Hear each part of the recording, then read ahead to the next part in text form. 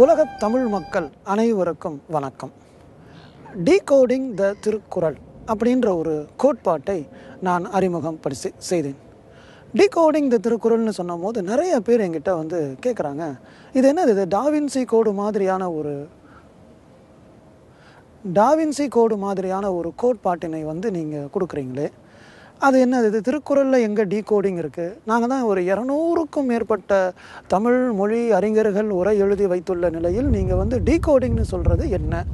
அது என்ன ஒரு விஷயத்தை சொல்ல வருது அப்படின்னு நிறைய கேள்விகள் எழுகின்றன.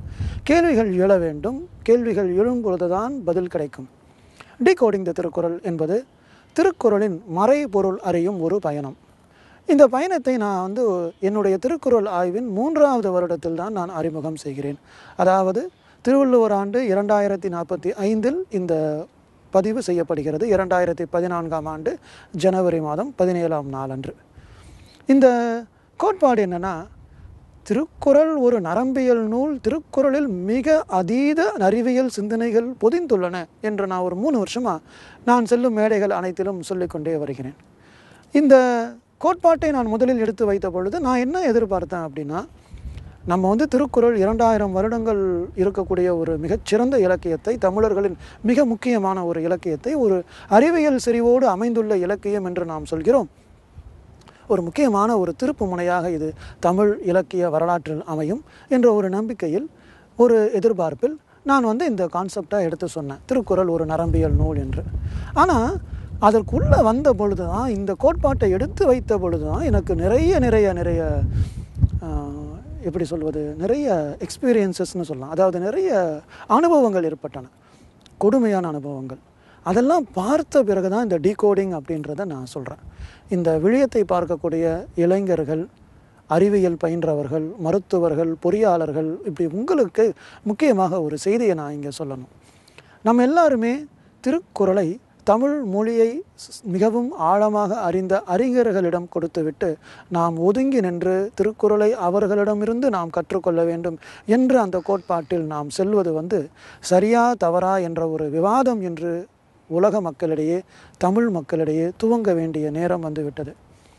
நான் மொழி அறிஞர்களுக்கு எதிரானவன் அல்ல, தமிழ் ஆசிரியர்களுக்கு எதிரானவன் அல்ல. ஆனால் திருக்குறளை குறைவாக எடுத்து இயம்ப யார் முற்பட்டாலும் அதை தடுப்பதற்காக என் உயிரையும் கொடுக்க தயாராக உள்ள, திருக்குறளின் மீது உண்மையான நம்பிக்கை வைத்துள்ள ஒரு ஆர்வலர். நான் என்ன சொல்கிறேன்னா, திருவள்ளுவர் அவருடைய நூலை, திருக்குறளை எழுதியிருக்கும் பாங்கினை முதல்ல நாம் பார்க்கணும். அவர் என்ன மாதிரியான ஒரு சிந்தனையை தன்னுடைய மனதில் உள்வாங்கி எழுதியிருப்பார்னு இன்றைக்கி 2000 வருஷத்துக்கு பின்னாடி நாம் அமர்ந்து பார்க்கும் பொழுது நம்மை மெய்சிலிர்க்க வைக்கிறது. நீங்கள் எவ்வளவுக்கு எவ்வளவு அறிவியல் பூர்வமாக சிந்திக்கிறீர்களோ அவ்வளவுக்கு நம்மை ரொம்ப யோசிக்க வைக்கக்கூடியது இந்த திருக்குறள். அதனுடைய அமைப்பு, அதனுடைய செயல்பாடு, அதனுடைய கான்செப்ட், அதனுடைய உள்ளே இருக்கக்கூடிய நுட்பங்கள் எல்லாமே நம்மளை ரொம்ப அப்படியே ஆச்சரியப்படுத்தக்கூடியதாக உள்ளது. நான் சொல்கிறேன் கேளுங்களேன். இன்றைக்கி வந்து இளைஞர்கள் மிக வேகமான ஒரு வாழ்க்கையில் இருக்கிறாங்க. நீங்கள் பார்த்தீங்கன்னா எல்லாருமே வந்து ஒரு நிமிஷம் 2 நிமிஷத்துக்கு மேலே ஒரு விஷயத்தை படிக்கிறதில்ல. இப்போ ஒரு நூலை நீங்கள் படிக்கிறாங்கன்னு வச்சுக்கோங்களேன், இப்படியே எடுக்கிறாங்க, அப்படியே பார்க்குறாங்க, அப்படி அவ்வளோதான். இதுதான் மனிதர்களுடைய படிக்கும் வேகமாக. சராசரி மனிதனுக்கு இப்படி தான் இருக்குது. எதுலேயுமே ஒரு ஆழ்ந்து ரொம்ப நேரம் தியானம் செய்து ஒன்றை படிக்க வேண்டும் அப்படிலாம் வேக வேகமாக நுனிப்புல் மேய்வதை போல செல்கிறார்கள். இந்த நுனிப்புல் மேய்வதை போல வேகமாக உலகம் இயங்குவது இயல்பானது. 2014 இப்படி இருக்காங்கன்னா, இன்னும் ஒரு 50 வருஷம் கழிச்சு, 100 வருஷம் கழிச்சு மனிதர்களுடைய படிக்கும் அந்த த பிஹேவியர் ஆஃப் ரீடிங் அப்படிம்பாங்க, படிக்கக்கூடிய அந்த அவர்களுடைய நடைமுறைகள் எப்படி இருக்குன்னா ரொம்ப ஆச்சரியமாக இருக்கும். ரொம்ப வேகமாக படிப்பார்கள். ஒரு நூலில் ஒரு புத்தகத்தில் ஒரு பக்கத்தில் முதல் வரியை படிப்பார்கள், 2வது வரியில் ஒரு 2 வார்த்தைகளை படித்து அடுத்த பக்கத்திற்கு சென்று விடுவார்கள். இப்படி தான் அவங்க அப்படியே பார்ப்பாங்க. இந்த நூலை இன்னும் ஆய்வு பண்ணுறேன்னா இப்படி தான் இளைஞர்கள் இருக்கிறாங்க, இப்படியே பார்க்குறாங்க. இப்படிப்பட்ட ஒரு சிந்தனை அலையில், இப்படிப்பட்ட ஒரு பார்வையில் மனிதர்களை கவரக்கூடிய ஒரு தன்மையோடு திருக்குறள் அமையப்பட்டுள்ளது. இது ரொம்ப ஆச்சரியமான விஷயங்க. ஏன்னா திருவள்ளுவர் வாழ்ந்த காலத்துலலாம் அப்படியே பக்கமாக எழுதுவது, அப்படியே ஒரு பாடல்னால் ஒரு 12 வரிகள் 16 வரிகள் இருக்கும். அவங்க பேசும் பொழுதே நீட்டி பல விஷயங்களை பேசி அப்போ தான் மனிதர்களிடம் அந்த பேசும் திறன் அப்படி தான் வருது. நம்மளுடைய எவல்யூஷன் ஆஃப் லாங்குவேஜ் நீங்கள் போய் பார்த்தீங்கன்னா மனிதர்கள் பேச துவங்கி அந்த காலத்தில் ஒரு 2000 வருடங்கள், ஒரு 2500 வருடங்களுக்கு முன்னாடிலாம் பேசுவது ஒரு மிகப்பெரிய ஒரு திறனாக, பேசுவது ஒரு பெரிய சக்தியாக, பேசுவது மனிதர்களை அட்ராக்ட் பண்ணக்கூடிய ஒரு சமூகத்தை உருவாக்கக்கூடிய ஒரு திறனாக இருந்தது. ஒன்று சண்டை போட்டாங்க, இல்லைன்னா அவருடைய வீரத்தை காண்பித்தார்கள், இல்லை என்றால் பேசுவது, ஸ்லோகங்களை சொல்வது, வேத மந்திரங்களை உச்சரிப்பது, இப்படியே அவங்க தங்களுடைய பேசும் திறனை வைத்து மனிதர்களை எல்லாம் உள்ளிழுக்கும் பொழுது எல்லாருமே நிறைய பேசுறது, நிறைய எழுதுறது, நிறைய பாடுறதுன்னு இருந்த காலத்தில் 7 வார்த்தையில் திருக்குறளை வள்ளுவர் எழுதியிருக்கார். இது அந்த காலத்துடைய ஸ்டாண்டர்ட்ஸுக்கு நீங்கள் பார்த்தீங்கன்னா ஒரு மிகப்பெரிய ஒரு சிந்தனை புரட்சி. இது நிச்சயமாக அந்த காலத்தில் எவ்வளவு அவருக்கு எதிர்ப்பு இருந்திருக்கும், எவ்வளவு ஒரு ரெசிஸ்டன்ஸ் இருந்திருக்கும், அதெல்லாம் நம்ம நினச்சி பார்த்தாலே நமக்கு அப்படியே மெய்சில் இருக்கிறது. எவ்வளோ ஒரு போராட்டத்தை அவர் சந்திச்சிருப்பார். நம்மளுடைய கதைகளிலெல்லாம் கூட என்ன வருதுன்னா, ஒரு மயிலாப்பூரை சார்ந்தவர் திருவள்ளுவர்னு சொல்கிறாங்க.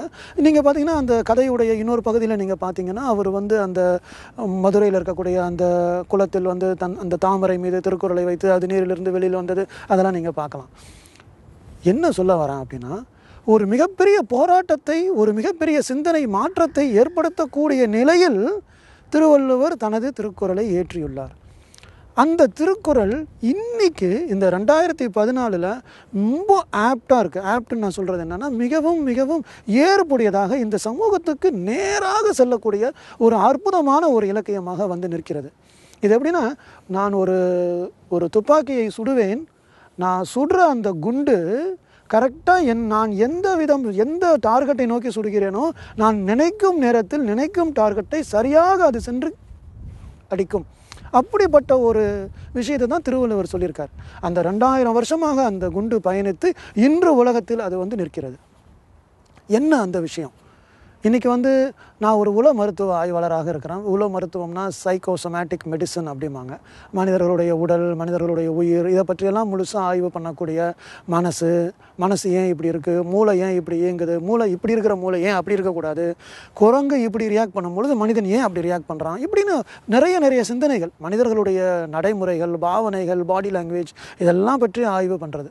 இன்டர்லூக்கின்ஸு, சீரியாக்டிவ் புரோட்டீன்ஸ், இப்படி மனிதர்களுடைய இரத்தத்தில் உள்ள புரதங்கள், இவற்றை பற்றிய ஆய்வு, நரம்பு அணுக்களின் அமைப்பு, மிரர் நியூரான்ஸ், இப்படியெல்லாம் இருக்கக்கூடிய இந்த கடுமையான ஒரு அறிவியல் துறையில் உள்ள செய்திகளை முழுக்க உள்வாங்கிய நிலை திருக்குறளில் உள்ளது. அதனால் அந்த திருக்குறளை புரிந்து கொள்வதற்கு என்று நாம் ஒரு தனியான ஒரு சிந்தனையை நாம் வைத்துக்கொள்ள வேண்டும். அதை ஒரு மொழியியல் ஆய்வாளர் மட்டுமே புரிந்து கொள்ள முடியும் என்பதை நான் கொஞ்சம் கடுமையாகவே எதிர்க்கிறேன். இப்போ நான் சொல்கிற இந்த செய்தி தமிழ் கூறும் நல்லுலகில் ஒரு மிகப்பெரிய ஒரு கேள்வியை எழுப்பும். என்ன இந்த டாக்டரு அவர் பாட்டுக்காக உட்காந்துக்கிட்டு திருக்குறளை தமிழ் அறிஞர்கள் கூறிய உரைகளில் அந்த அளவுக்கு திருப்திகரமாக இல்லை என்று அவர் சொல்கிறாரே, இதை எப்படி அவர் சொல்ல முடியும் அப்படின்னு நீங்கள் ஒரு கேள்வியை கேட்கலாம். எந்த கேள்வி வந்தாலும் அதற்கு பதில் சொல்ல நான் தயாராக இருக்கிறேன். நம்ம ஒரு நோக்கில் நாம் பார்ப்போம். திருவள்ளுவர் வாழ்ந்த காலத்திற்கு சில 100 ஆண்டுகள் அருகில் தான் ஹிப்போக்ரட்டிஸ் அவரும் வாழ்ந்திருக்கார். கிரேக்கத்தில் வாழ்ந்தார் ஹிப்போக்ரட்டிஸ். இன்றைக்கு நாம் ஹிப்போக்ரட்டிஸை மருத்துவத்துறையின் தந்தை அப்படின்னு நம்ம உலகமே போற்றுகிறது. ஆங்கில மருத்துவத்தை மிகவும் சிறந்த முறையில் எடுத்து இயம்பும் அனைத்து பாட நூல்களிலும் Hippocrates is the father of medicine என்று மிக தெளிவாக குறிக்கப்பட்டுள்ளது. இந்த ஹிப்போக்ரட்டிஸ் அவர்கள் கூறிய கருத்துக்களில், மருத்துவம் சார்ந்த பல கருத்துக்களில் இன்னும் சிறப்பான கருத்துக்களையும், ஹிப்போக்ரட்டிஸுடைய கருத்துக்களை ஒத்த கருத்துக்களையும், அதைவிட மிகவும் செறிவான கருத்துக்களையும் தெய்வப்புலவர் திருவள்ளுவர் தனது திருக்குறளில் கூறியுள்ளார். ஆனால் திருவள்ளுவர் இது போன்ற பெயர்களெல்லாம் நாம தான் திருப்பி சொல்லிகிட்டு இருக்கோமே தவிர உலக அரங்கில் அது சரியான ஒரு அங்கீகாரத்தை பெறவில்லை. மருத்துவ அரங்கில் சரியான அங்கீகாரத்தை பெறவில்லை. அந்த அங்கீகாரத்தை பெற்றுக் கொடுக்க வேண்டும் என்ற பயணத்தில் தான் என்னை போன்றவர்கள் முயன்று வருகிறோம். இப்போது அந்த ஹிப்போக்ரட்டிஸை ஏன் அந்த மாதிரியா சிறப்பான ஒரு சிறப்பு அவருக்கு கிடைத்தது, ஏன் வள்ளுவத்துக்கு அது கிடைக்கவில்லைன்னு நம்ம பார்க்கும் பொழுது, திருக்குறளை தமிழ் மொழி அறிஞர்கள் மட்டுமே மிக முக்கியமாக முன்னெடுத்து ஆய்வுகள் செய்து வந்த ஒரு பயணம் நடைபெற்றுள்ளது. ஆனால் ஹிப்போக்ரட்டிஸ் அப்படி இல்லை. அவங்க நாட்டில் இருக்கக்கூடிய அனைத்து அறிஞர்களும் அதனை ஆய்வு செய்து ஹிப்போக்ரட்டிஸுடைய கருத்துக்களை அவர்கள் மிகவும் சிறப்பாக எதிர்நோக்கியுள்ளார்கள். ஒரு உதாரணத்தை நான் உங்களுக்கு சொல்கிறேன். அமெரிக்காவில் அந்த ஹெல்த் இன்சூரன்ஸ் அப்படின்ற அந்த ஒரு கோட்பாடு மிகவும் பாப்புலராக கொண்டிருந்த சமயத்தில் மிகவும் உடல் பருமன் அதிகமாக உள்ளவர்கள் இன்சூரன்ஸ் செய்து கொள்ள வரும் பொழுது அந்த இன்சூரன்ஸ் கம்பெனிகள் அவர்களை தவிர்க்கலாமா வேண்டாமா என்ற ஒரு கேள்வி எழுந்தது. இன்சூரன்ஸ் கம்பெனி என்ன சொல்கிறாங்கன்னா, ரொம்ப உடல் பருமனாக இருக்காங்க, இவங்களுக்கு நாங்கள் இன்சூர் பண்ணால் திடீர்னு அகால மரணம் அடைந்து விடுவார்களோ, அப்படி அகால மரணம் அடைந்து விட்டால் எங்களுக்கு அது லாபகரமாக இருக்காதே அப்படின்றாங்க. அப்பொழுது ஒரு கேஸ் கோர்ட்டில் வருது. என்ன நீங்கள் எப்படி சொல்கிறீங்க, உடல் பருமன் அதிகமாக இருப்பவர்களை நீங்கள் பண்ண மாட்டேன்றீங்க, அகால மரணம் வருன்றீங்க, யாருங்க சொன்னால் அப்படின்னு கோர்ட்டில் ஜட்ஜு கேட்குறாரு. அப்போது அந்த வாதாடும் வக்கீல் ஹிப்போக்ரட்டிஸ் தனது கோட்பாட்டில் இதனை சொல்லியுள்ளார் அப்படின்னு சொல்கிறார். உடல் பருமன் அதீதமாக இருக்கும் பொழுது அகால மரணம் ஏற்படும், sudden death can come due to morbid obesity அப்படின்னு அவர் வாதிடுறார். உடனே அந்த ஹிப்போக்ரட்டிஸை மருத்துவத்துறையின் தந்தைன்னு அவங்க நிறுவி வைத்திருக்கும் காரணத்தால் ஜட்ஜு என்ன சொல்கிறாரு, சரி நீங்கள் சொல்கிற வாதம் ஏற்புடையதை போல தோன்றுகிறது, இருந்தாலும் இதுக்கு அறிவியல் ஆய்வுகள் இல்லை, அதனால் மிக வேகமாக அறிவியல் ஆய்வுகளை செய்து அதனுடைய பதிலை எனக்கு கொடுங்கள், என்னுடைய தீர்ப்புக்கு அது பயனுள்ளதாக இருக்கும்னு சொல்கிறாரு. அதுக்கப்புறம் ஆய்வுகள் பண்ணுறாங்க, அகால மரணம் ஏற்படும் என்பதை அவர்கள் நிரூபிக்கிறார்கள். அதற்கப்புறம் அந்த இன்சூரன்ஸ் கம்பெனிகளுக்கு ஒரு வெற்றி கிடைக்கிறது. இந்த கதையை நான் ஏன் இப்போ சொல்கிறேன்னா, திருவள்ளுவர் அவரும் தனது திருக்குறளில் இதே போன்ற கருத்துக்களை சொல்லியுள்ளார். ஆனால் இந்த மாதிரி ஒரு கருத்தை சொன்னாருனாவது நமக்கு தெரியுமா, நமக்கு ஏதாவது ஒரு புரிதல் இருக்கிறதா? என்ன காரணம் என்றால், மருத்துவர்களும் ஆய்வாளர்களும் இந்த கருத்துக்களை இந்த ஒரு கோட்பாட்டில் சிந்திக்காமல் மொழியியல் அறிஞர்களிடம் முழுமையாக கொடுத்த காரணத்தால் நிறைய அந்த திருக்குறளுக்கு கிடைக்க வேண்டிய மேன்மை கிடைக்காமல் இருப்பதை நான் பகிரங்கமாக வெளிப்படுத்துகிறேன். நீங்கள் சொல்லலாம், திருக்குறளை பட்டி தொட்டி என்றும் சாமானிய மக்கள் என்றும் அனைவரிடமும் கொண்டு சென்று சேர்த்தது தமிழ் அறிஞர்களுடைய உரைதானே, அதனை நீங்கள் இப்படி சொல்லலாமான்னு எல்லாரும் சொல்லலாம். நான் மீண்டும் மீண்டும் சொல்கிறேன், தமிழ் மொழி அறிஞர்களுக்கு நான் எதிரானவன் அல்ல, தமிழ் ஆசிரியர்களுக்கு நான் எதிரானவன் அல்ல. ஆனால் ஒரு சித்தருடைய, ஒரு மருத்துவத்தில் ஆழ்ந்த ஞானமுடைய ஒருவருடைய கருத்துக்களை அவ்வளவு சுலபமாக மொழியியல் அறிஞர்களால் புரிந்து கொள்ள முடியுமா? இப்போ அந்த கேள்விக்கான பதிலை நான் உங்களுக்கு சொல்லி தான் ஆகணும். திருக்குறள் ஆய்வுகளை மேற்கொள்ளும் பொழுது திருக்குறளுடைய ஒவ்வொரு குறளாக எடுத்து அதற்கு உரை நூல்களெல்லாம் என்ன இருக்குது அப்படின்லாம் பார்க்கும் பொழுது நிறைய பேரால் நம்ப முடியுமான்னு எனக்கு தெரியல. 100க்கும் மேற்பட்ட உரைகள், சிலருடைய கணக்கின்படி 200 உரைகள்னு சொல்கிறாங்க. நான் அவ்வளோத்தையும் பார்க்கல. ஆனால் 100க்கும் மேற்பட்ட உரைகள் இருப்பதில் எந்த விதமான சந்தேகமும் இல்லை. ஏங்க, ஒரே ஒரு இலக்கியத்துக்கு 100 உரைகளுக்கு மேலே என்ன தேவை? அதான் எனக்கு புரியல.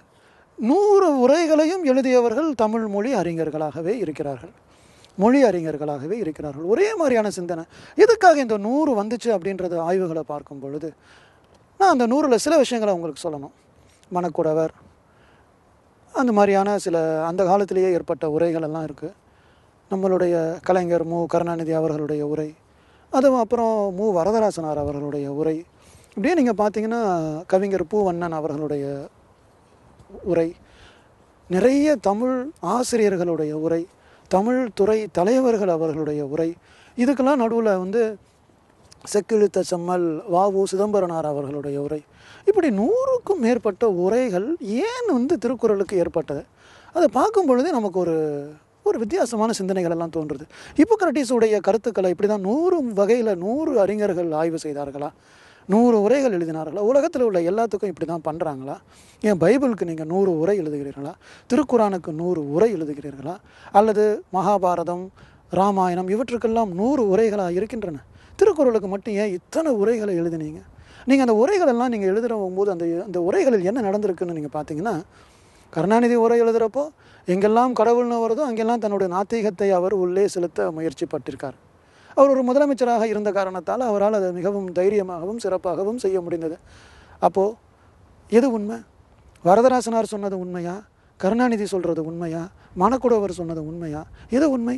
உங்களுடைய சக்தியையும் உங்களுடைய திறனையும் உங்களுடைய மொழி புலனையும் காட்பதற்காக திருக்குறள் உள்ளது. திருக்குறளில் அவர் என்ன சொல்ல வந்தாருங்கிறத விட்டுட்டு இத்தனை பேரும் இத்தனை கருத்துக்களை சொன்னீங்களே, ரொம்ப நல்ல விஷயந்தான், அது மக்களை சென்று அடைந்துள்ளது. இன்னொரு முக்கியமான ஒரு கொடுமையை திருக்குறளுக்கு செஞ்சுருக்கிறாங்க. அது என்ன கொடுமைனா, திருக்குறளை சாமானிய மக்களுக்கு புரியணும், சாமானிய மக்களுக்கு புரியணும்னு சொல்லி அதை எவ்வளவு சிம்பிளிஃபைடாக சொல்ல முடியுமோ அந்த மாதிரி சிம்பிளிஃபைடாக சொல்கிறது. ஏன் சிம்பிளிஃபைடாக சொல்வதற்கு ஒரு 100 பேர் கொண்ட குழுவில் 95 பேர் சிம்பிளிஃபைடாக திருக்குறளை மிகவும் மிகவும் கீழுள்ள மக்களுக்கு கொண்டு செல்ல வேண்டும் என்று முயன்ற பொழுது ஒரு 10 பேராவது திருக்குறளுடைய கடின உரைகளை, திருக்குறளுடைய இன்னொரு டைமென்ஷனை ஏன் சொல்லலை? சாமானிய மக்களுக்கு தெரிந்தால் போதும்னு சொல்லும் போது சாமானிய மக்களுக்கு மட்டுமா எழுதப்பட்டது திருக்குறள்? அது ஒரு நல்ல சிந்தனை தான். மக்களுக்கு ஒரு விஷயம் போய் சேரணும்னா அதை கொஞ்சம் சிம்பிளிஃபை பண்ணி மக்களுக்கு சொல்லணும். ஏன்னா நிறைய கல்வி அறிவு இல்லாதவர்கள் இருக்கும் ஒரு சமூகத்தில் அது போய் சேரணும். ஒரு கிராமத்தில் இருக்கிறவனுக்கு திருக்குறள் புரியணுங்கிறதுக்காக நம்ம சிம்பிளாக சொல்கிறோம். இது மட்டுமா முடிவு? அதுதான் என்னுடைய கேள்வி. இப்படி சொல்லி சொல்லி சொல்லி திருக்குறளை ரொம்ப சாதாரணமான ஒரு விஷயத்துக்கு நம்ம அப்படியே இறக்கி கொண்டு வந்து திருக்குறள் கதைகள், திருக்குறளில் காமெடி புக்கு, திருக்குறளில் தினமும் ஒரு செய்தி, என்னப்பா இதுவா திருக்குறள்? அப்போ நீங்கள் கேட்கலாம், அப்போ என்னதான் டாக்டர் திருக்குறள்னு கேட்கலாம். திருக்குறள் என்பது மிகவும் அதீத அறிவியல் சிந்தனைகளை பொதிந்துள்ள ஒரு இலக்கியம். நீங்கள் அடுத்த நிமிஷம் நீங்கள் எல்லாரும் உலகம் முழுக்க கேட்குற கேள்வி சான்று சான்று சான்று கொடுங்கள், சான்று கொடுங்கள். நீங்கள் பாட்டுக்கு அது மாதிரிலாம் claims, don't make tall claims without any justification பேசுகிறது என்கிட்ட கேட்குது. சான்றுகள் தருகிறேன். ஒரு சான்றை இப்பொழுது கொடுக்கிறேன். இந்த டீகோடிங் த திருக்குறள் அப்படின்ற கான்செப்டுக்கு மறுபடியும் வந்துட்டு அந்த சான்றை நான் சொல்கிறேன். இந்த டீகோடிங் த திருக்குறளை நான் ஏன் சொன்னேன் அப்படின்னா, 3 வருஷமாக திருக்குறள் நரம்பியல் நூல்னு நான் சொன்ன பொழுது தமிழ் அறிஞர்களிடமிருந்து எனக்கு கிடைத்த பதில் என்னை ரொம்ப அப்படியே நெகிழ வைத்து விட்டது, கோபத்தில் சிவக்க வைத்து விட்டது. என்ன தெரியுமா, ஒரு அறிஞர் என்கிட்ட சொல்கிறாரு, டாக்டர் திருவள்ளுவர் எழுதிய திருக்குறள் ஒரு நரம்பியல் நூல்னு நீங்கள் சொல்கிறீங்க, தமிழ் மொழி அறிஞர்களால் முழுமையாக புரிந்து கொள்ள முடியாத ஒரு இலக்கியம்னு சொல்கிறீங்க. எங்களுடைய பிரெட் அண்ட் பட்டர், அதாவது இப்போ இந்த இஎன்டி சர்ஜன், நான் ஒரு இஎன்டி சர்ஜன் பேசிக்கலி டிஎல்ஓ படிச்சிருக்கேன். இந்த இஎன்டி சர்ஜன்ஸ்லாம் இந்த டான்சில் ப்ராப்ளமோட ஒரு நோயாளி வந்தால் முதல்ல சொல்லுவாங்க, அதை டான்சில் ரிமூவ் பண்ணிடலாமா அப்படின்னு. ஏன்னா அவங்களுக்கு அந்த ஆப்ரேஷன் பண்ணுறது பழக்கம். இதே நீங்கள் ஒரு குழந்தை நல மருத்துவர்கிட்ட போனீங்கன்னா அதெல்லாம் ரிமூவ்லாம் பண்ண வேணாங்க பாரு, ஏன்னா அவரால் அந்த ஆப்ரேஷன் பண்ண முடியாது, அதனால் அவர் அதெல்லாம் ஒன்றும் வேணாம் மருந்து கொடுத்துடலாம் பாரு. இஎன்டி டாக்டர்கிட்ட போவாங்க அம்மா அப்பா, இஎன்டி டாக்டர் டான்ஸில் உடனே ரிமூவ் பண்ணணும் பாரு. அப்புறம் திருப்பி குழந்தை டாக்டர்கிட்ட போவார், அவர் ஏன் ரிமூவ் பண்ணுறீங்க, அதெல்லாம் மாத்திரையே போதும், அதெல்லாம் ரிமூவ் பண்ணக்கூடாதுன்னு பாரு. இப்படி இங்கேயும் அங்கேயும் போய் கடைசியில் கன்ஃபியூஸ் ஆகி ஃபேமிலி டாக்டர்கிட்ட போவாங்க. அப்போ அவர் தான் ஒரு விளக்கத்தை சொல்லுவார், இவருடைய கையில் கத்தி இருக்குது இஎன்டி டாக்டர், அதனால் கத்தியை பயன்படுத்த அவர் முயற்சி பண்ணுறாரு, அவருடைய கையில் மாத்திரை இருக்குது, அதனால் மாத்திரையை பயன்படுத்த பீடியாட்ரிஷியன் முயற்சி பண்ணுறாருன்னு. ஸோ இப்படி தான் நடக்குது.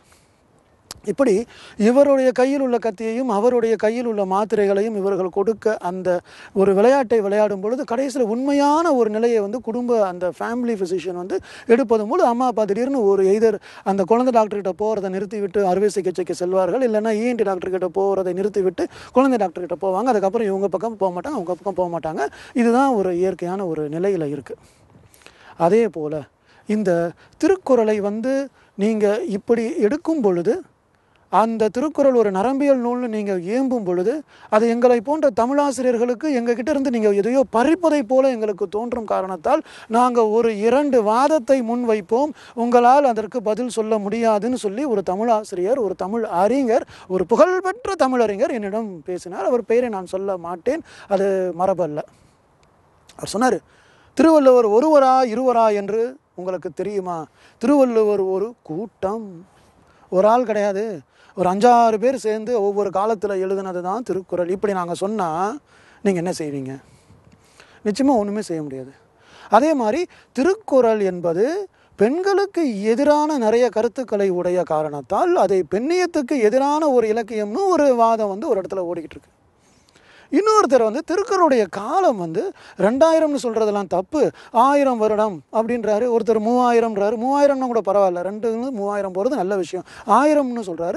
ஒருத்தர் 800 வருஷன்றாரு.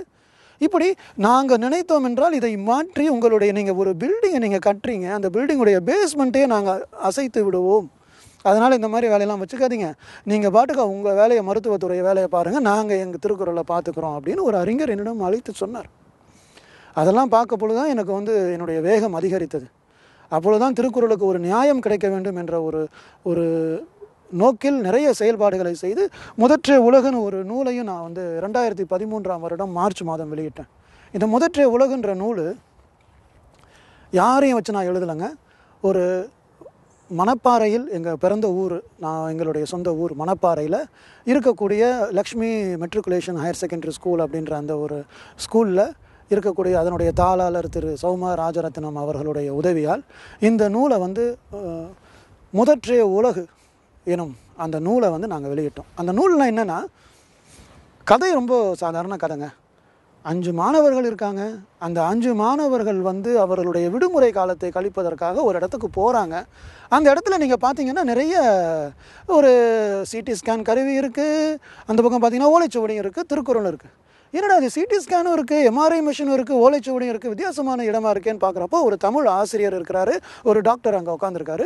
அந்த தமிழ் ஆசிரியரும் டாக்டரும் இந்த 5 மாணவர்களும் டிஸ்கஸ் பண்ணுற மாதிரியாக, உரையாடல் செய்வதை மாதிரியாக இவங்க கேள்வி கேட்க அவர் பதில் சொல்ல, இப்படியாகவே அந்த நூல் முழுவதுமாக அமைந்துள்ளது.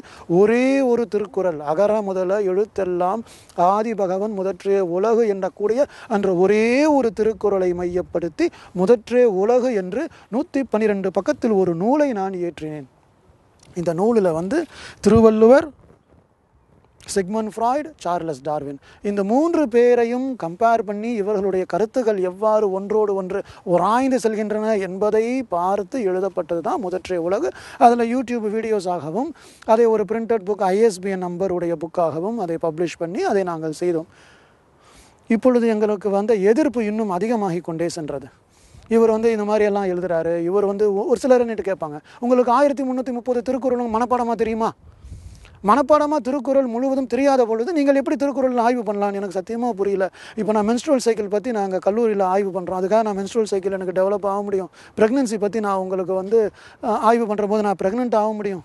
இல்லை ஒரு நோயாளி இறந்து போகும்பொழுது இன்டென்சிவ் கேர் வார்டில் இருக்கும் பொழுது அவருக்கு என்ன வகையான வைத்தியம் செய்ய முடியும்னு ஆய்வு செய்கிறப்போ நாங்களும் இன்டென்சிவ் கேர் வார்டில் போய் படுத்துக்கிட்டா பண்ண முடியும்?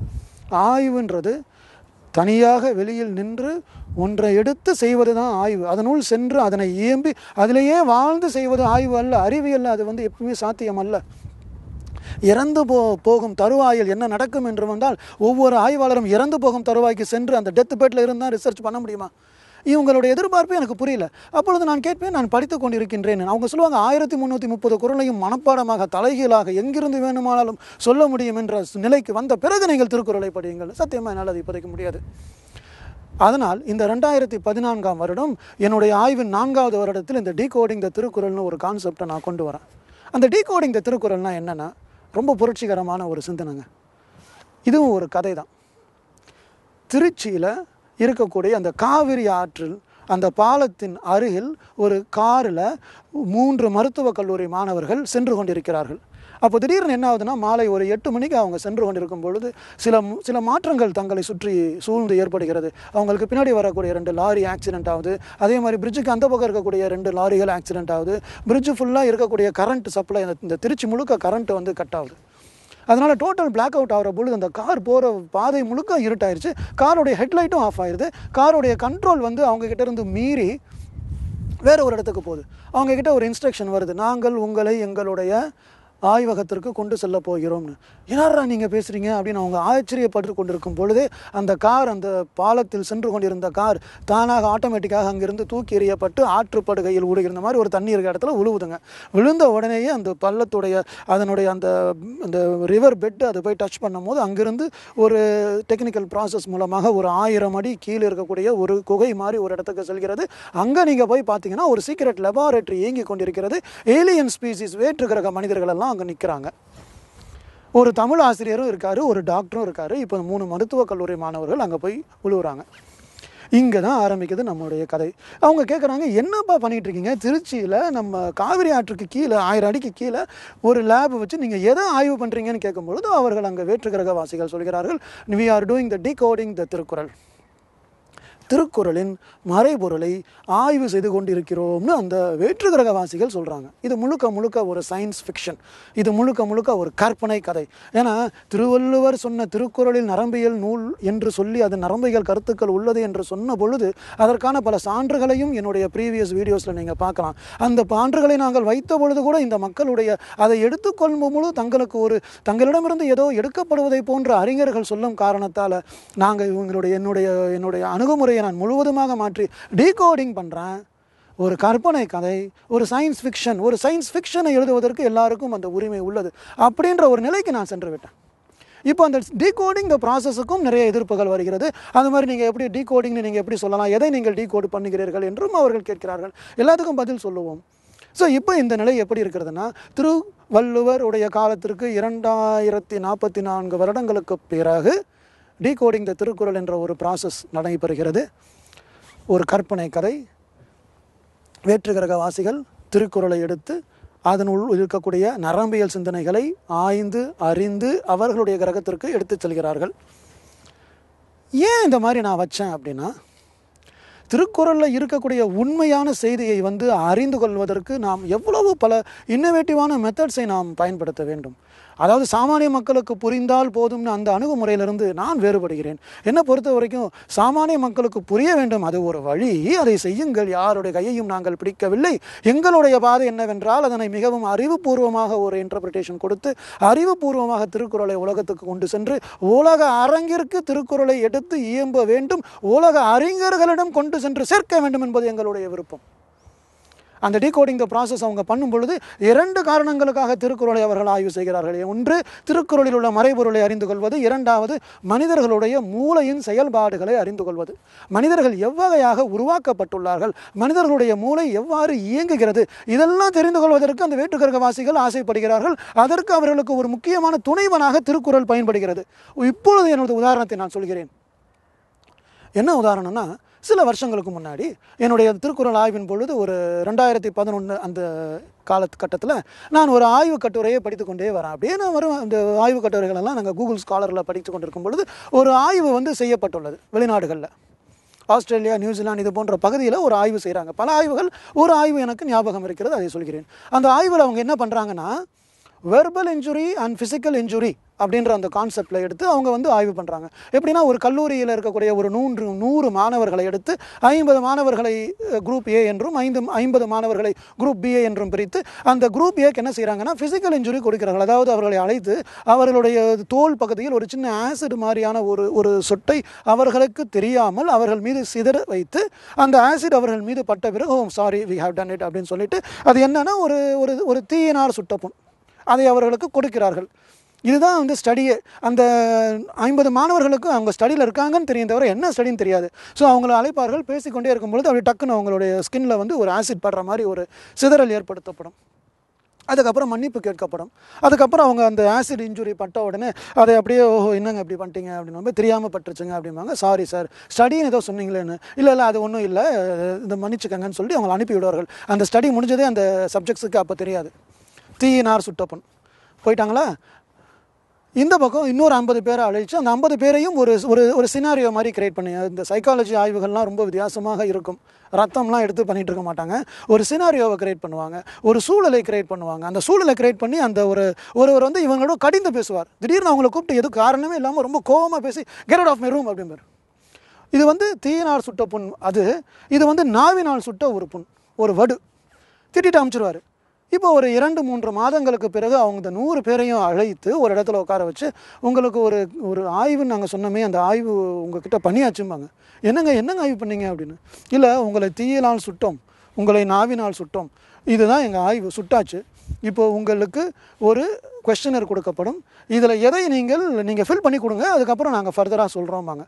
அவங்க ஃபில் பண்ணி கொடுத்த பிறகு என்ன ஆச்சரியம், யாருக்கெல்லாம் அந்த கையில் அந்த ஸ்கின்னில் அந்த ஆசிட் பட்டுச்சோ அவங்கக்கிட்ட ஒரு கேள்வி, நீங்கள் உங்களுக்கு ஏற்பட்ட அந்த ஃபிசிக்கல் இன்ஜுரியை ஞாபகம் வைத்துள்ளீர்களா, அது உங்களுடைய மனதில் ஒரு ஆழமான தாக்கத்தை ஏற்படுத்தியதா, இன்று அதனுடைய தாக்கம் இருக்கிறதா, குறைந்து விட்டதான்னு தான் கேள்வி. இந்த பக்கமும் அதுதான் கேள்வி. தீயினார் சுட்டப்புண் உள்ளவர்கள் எல்லாரும் அது மறைந்து விட்டதுங்க. அந்த அளவுக்கு அது அந்த நேரத்தில் இருந்துச்சே தவிர அதுக்கப்புறம் அதில் ஒன்றும் பெருசாக இல்லைங்க. நாங்கள் அப்பவே மறந்துட்டோமே, அதை ஒரு 2 நாள் 3 நாள்லேயே மறந்துட்டோம். அந்த காயம் போனோன்னே நாங்கள் மறந்துட்டோன்னு. ஆனால் நாவினார் சுட்டாங்க இல்லையா, இன்றைக்கி வரைக்கும் அவங்கள பார்க்கும்பொழுது, ஆமாம் சார், இத்தனை ஒரு 2-3 மாதமாக இருந்தாலும் அவர் திட்டினவரை பார்க்கும் போதெல்லாம் எனக்கு அந்த ஞாபகம் வருதுங்க. அவரை பார்க்கும் போதெல்லாம் எனக்கு ஞாபகம் வருது, திட்டாரேன்னு நான் கொஞ்சம் கோபமாகவே நான் இருந்துகிட்ருக்கேன், என்னால் அதை இப்போதைக்கு மறக்க முடியாதுங்கன்னு சொல்கிறாங்க. தீயினார் சுட்ட புண்ணை விட நாவினால் சுட்ட புண் மிகவும் அதிகமான தாக்கத்தை மூளையில் ஏற்படுத்துகிறது இப்படின்னு ஒரு பதிவை அவர்கள் ஆங்கிலத்தில் செய்கிறார்கள். ஏன் செய்கிறாங்க? அவங்களுக்கு வந்து ஃபிசிக்கல் இன்ஜுரி பெருசா, வெர்பல் இன்ஜுரி பெருசா அப்படின்ற ஒரு ஆய்வு வேணும். ஏன்னா இந்த கோர்ட்டில் வந்து கைதிகளுக்கு தண்டனை கொடுக்கும் பொழுது அவர்களை தண்டிக்கலாமா வேணாமா, அடிக்கலாமா அடிக்கக்கூடாதா, அவங்கள வந்து கோபமாக பேசலாமா பேசக்கூடாதா, இல்லைனா ஒரு இடத்துல ஒருத்தரை கோபமாக பேசிட்டாங்கன்னா அது ஒரு பெரிய அஃபென்ஸா. ஏன்னா இன்றைக்கி இருக்க பல்ல உடைச்சா கிரீவியஸ் இன்ஜுரின்னு சொல்கிறோம். ஆனால் ஒருத்தரை வந்து திட்டும் பொழுது அது என்ன இன்ஜுரின்னு சொல்கிறது.